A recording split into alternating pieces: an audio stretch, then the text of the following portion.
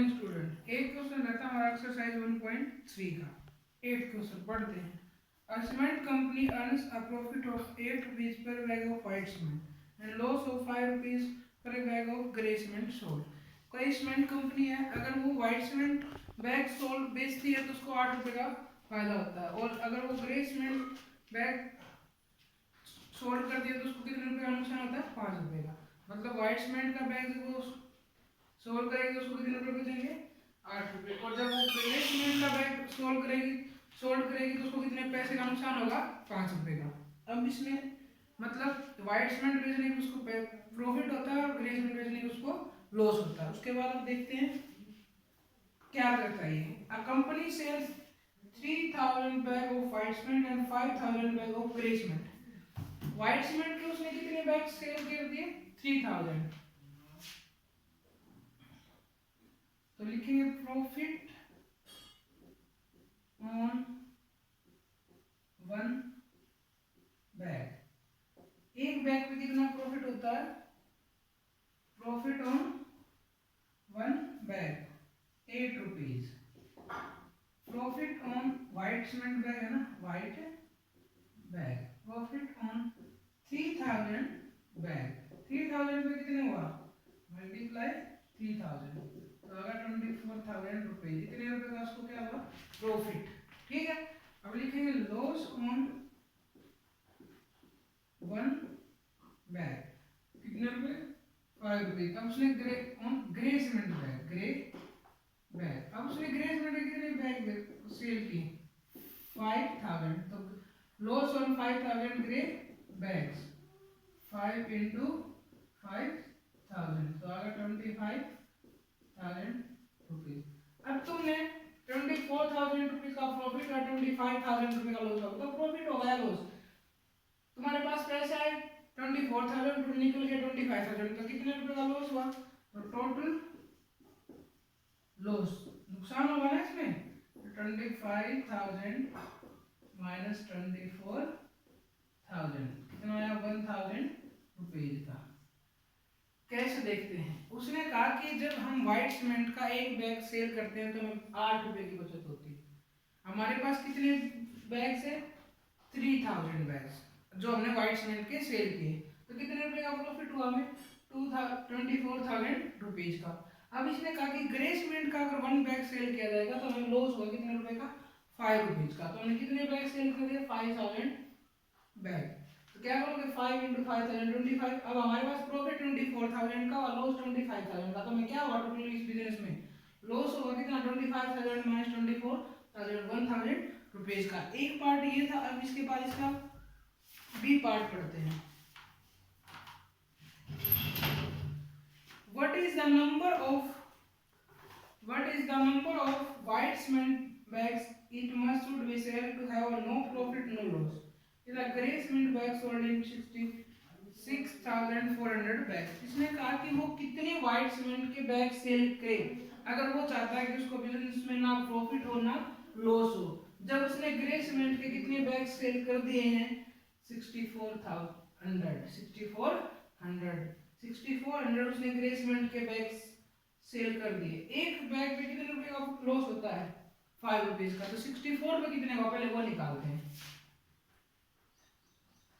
Loss B part है, loss on one grey bag 5 rupees, loss on 6400 grey bag 5 into 64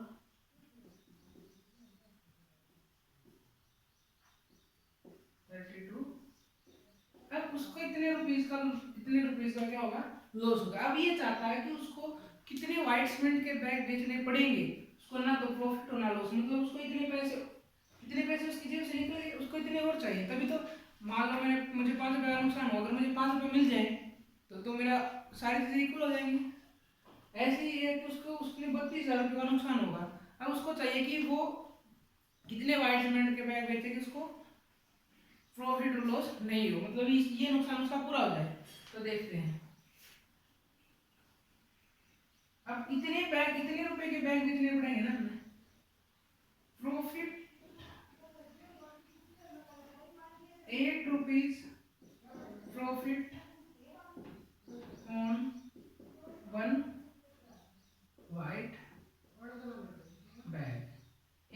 है तो कितना profit है 8 rupees.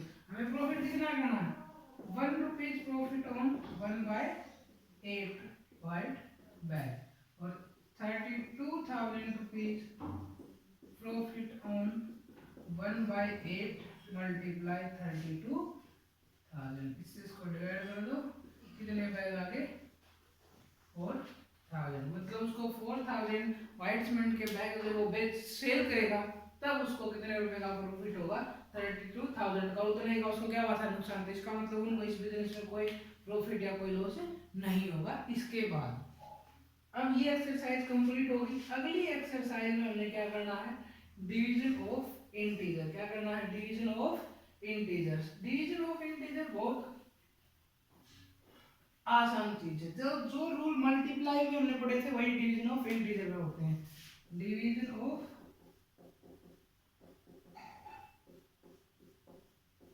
Integers, division of integers, ठीक है। डिवीजन ऑफ इंटीजर्स का first rule same sign always, division of same sign always positive. अगर same sign को तुम डिवाइड करोगे तो हमेशा क्या आंसर आएगा पॉजिटिव। जैसे 4 डिवाइड 2 करोगे तब 2 आंसर आया, दोनों पॉजिटिव थे आंसर पॉजिटिव आएगा। या -6 डिवाइड -3 करोगे दोनों नेगेटिव है तब भी आंसर क्या आएगा पॉजिटिव आएगा, ठीक है। मतलब सेम साइन की डिवीजन हमेशा क्या आती है पॉजिटिव आती है। दूसरी division of opposite sign, division of opposite sign always negative. Opposite sign की डिवीजन हमेशा क्या आएगी नेगेटिव आएगी। सेम साइन की डिवीजन हमेशा पॉजिटिव आती है, अपोजिट साइन की डिवीजन हमेशा नेगेटिव आती है। जैसे -6 डिवाइड 2 ये पॉजिटिव ये नेगेटिव, अपोजिट साइन हो गए तो आंसर आएगा -3। या जैसे 8 डिवाइड -2 अपोजिट साइन हो गए तो आंसर हमेशा क्या आएगा नेगेटिव। सेम साइन की डिवीजन हमेशा पॉजिटिव आती है, अपोजिट साइन की डिवीजन हमेशा नेगेटिव आती है, ठीक है। अब कुछ चीजें हैं, सेम साइन की डिवीजन हमेशा पॉजिटिव आएगी, अपोजिट साइन की डिवीजन हमेशा नेगेटिव आएगी। इस चीज को सभी बच्चे याद रखेंगे।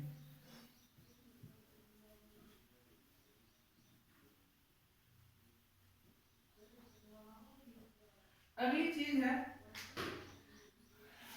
इफ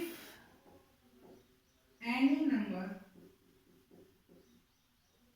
डिवाइड बाय 1, अगर किसी भी नंबर को हम 1 से डिवाइड करते हैं तो आंसर हमेशा वही नंबर आता है। 5 डिवाइड बाय 1, 5 को 1 से डिवाइड करो तो आंसर क्या आएगा 5 आएगा। If any number divide by 1 then answer always will be 5। अगला है if 0 is divide by any number, अगर 0 को किसी भी नंबर से डिवाइड करोगे तो आंसर हमेशा क्या आएगा 0 आएगा। If any number is divide by 1 तो answer always same number 5 divide 1 5। If 0 is divide by any number, 0 को किसी भी नंबर से डिवाइड करो आंसर क्या हमेशा क्या आएगा 0 आएगा। और 0 से हम डिवाइड कर नहीं सकते, वो नो डिपेंड हो जाएगा, ठीक है। तो ये सारी चीजें तुम्हें सीखनी है। कल एक्सरसाइज 1.4 का फर्स्ट क्वेश्चन देखते हैं। एक्सरसाइज 1.4 का first question.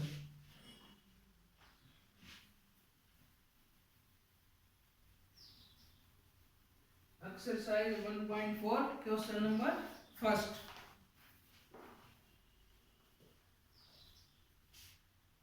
Given first question के सारे पार्ट करने में 2-3 पार्ट करवा देता हूँ।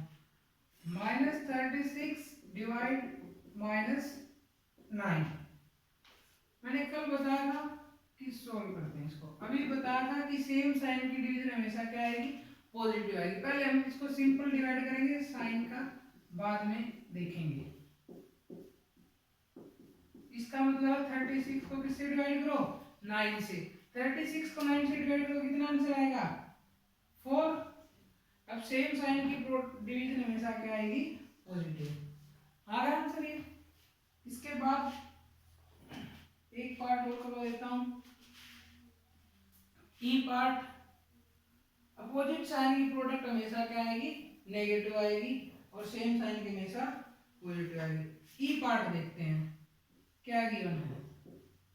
पहले इनको सोल्व करना पड़ेगा। 13 डिवाइड बाय -2 प्लस 1। पहले इसको अंदर से सोल्व करते हैं। ये माइनस ये प्लस, अपोजिट साइन हमेशा क्या किए जाते हैं, सब्ट्रैक्ट। 2 - 1 1। अब साइन किसका आएगा, बड़ा ये है तो माइनस का। अब 1 से किसी भी नंबर को डिवाइड करो, आंसर हमेशा क्या आता है, वही नंबर। और ये प्लस ये माइनस, अपोजिट साइन की डिवीजन हमेशा क्या आती है, नेगेटिव। इस तरीके का ये क्वेश्चन था। तो फर्स्ट क्वेश्चन के सारे पार्ट खुद करके देखोगे, ठीक है।